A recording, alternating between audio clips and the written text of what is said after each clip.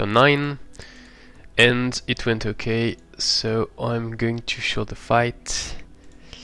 My hero leveled up to level 7, and now I have lesser charm.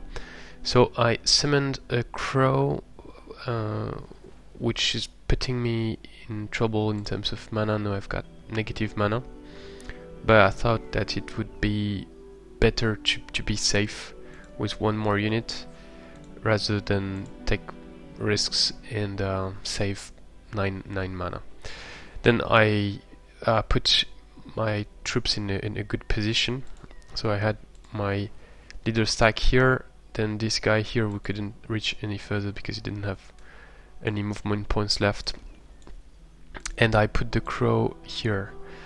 Why? Because usually when you attack like this and you've got units on the back, the enemy units are going to be closer to the enemy on the back, and usually they are going to engage them if they engage in first turn.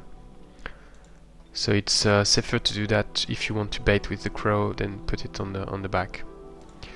And I put the second crow there with the Ice Scaper, with the idea that I could maybe bait one of the other units with it. So the goal was to bait one of the Sphinx, because the Sphinxes are very dangerous with the Sand Disk ability, doing a lot of damage versus Frostling, who have 60% fire weakness. But fortunately they didn't engage on round 1, so I had time to position myself. I picked this spot here to put all my army. I have 3 Ice Scapers, so the idea is to bait one of the Sphinx and then get the other one attacking me, and then hopefully freeze him with one of the Ice Scaper. I have 42% chance of freezing the Sphinx, so it's pretty high. 3 Ice Scapers, good chance of freezing it. Then, so I moved the crow here because it's behind obstacles and the Sphinx could only move here to attack me, and then it would do less damage due to the obstacles, so that was a pretty good spot. The Mystic is probably going to attack me too because she's on range. Actually, she's sure to attack me because she's on range, no valid target. And then I'm probably going to get these 3 units toward me, or potentially this Cheetah moving toward the crow, in which case I would have to retreat with the crow. I took my time. You've got 5 turns before losing to no damage, so I took my time, moved more units, moved the second crow here in case I need it if this one has to retreat. Then I had so as planned, the Sphinx attack and do little damage due to the obstacles. The Cheetah, the Mystic attack. Remember not to damage the Mystic before the end of the fight, otherwise she shapeshift into a panther. And yeah, final thing is I used the Halfling Adventurer to take the blow because I had boosted him before with Touch by Faith, so he has quite high resistance, which is good versus Sandisk. Also it's not a Frostling, so doesn't have the fire weakness. And finally, thanks to Touch by Faith, he has best morale, so it means 25% chance of lucky, so I could have avoided the 16 damage. Then, as I said, I try to freeze it. I stay cautious and stay at the distance of the Sphinx, not moving to short range to do more damage. I just stay away. Then I froze the Sunguard, kill it without using my leader and hero, so that I can keep them to finish the Cheetah. With the balance mode, the Halfling tier 1 units, they've got lesser Mighty Meek, so it's better to attack high tier units, including T2.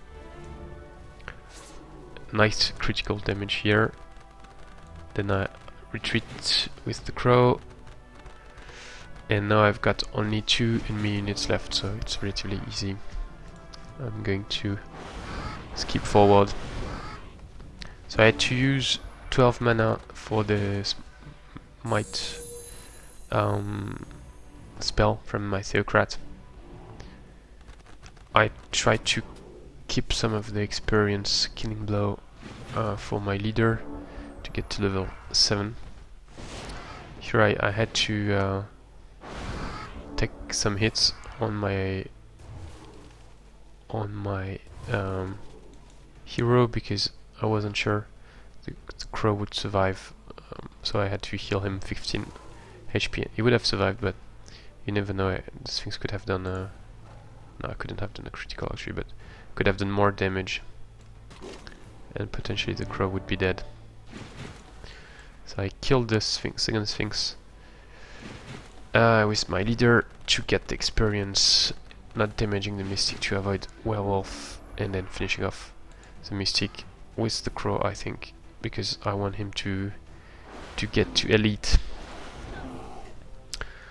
Then I moved across the mountain and cleared the ancient ruins, getting 20 research points, which didn't change the research time for the bards, unfortunately. But I tried to charm an ogre, but didn't work. I had to use again mana to prevent my crow from dying, and the crow is now expert and soon elite. Then it will be easier to beat enemy scouts, and also to spot invisible units. So I got an item, I got 2 items actually, at the Flora Quarry, the Sun Spear and the dagger, which give backstab. As you can read here, the backstab bonus can be stacked, so now I've got backstab ×2. I only took lesser charm. Actually, before the fight I took twice hit points on my leader, and same for my hero, just to be safe, because I didn't want to lose the battle at the Flora Quarry and then cry because the match would be pretty bad, would be in pretty bad shape. I also got the Darkbringer gemstone at the Ancient Ruins. I gave it to the hero because if I give it to the leader, they can spot that he's here anyway due to the stack buff. Whereas the hero, maybe they wanna spot it. And so I'm still building a shrine here. I moved back the Scoundrel, waiting for the bards, because anyway it was too slow to catch up with the rest of my units. Settled this city. Now I'm going for a shrine, also because I've got 39 production, so it makes sense to do a shrine in 2 turns instead of a builder's hall in 3 turns for now. My ally killed the Scoundrels and is moving there to settle and clear that, and then go kill the Necromantic Circle. And that's it for the turn, I think.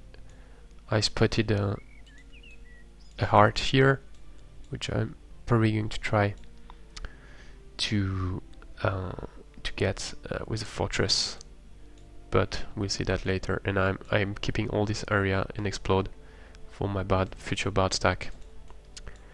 Thanks for watching. See you next turn.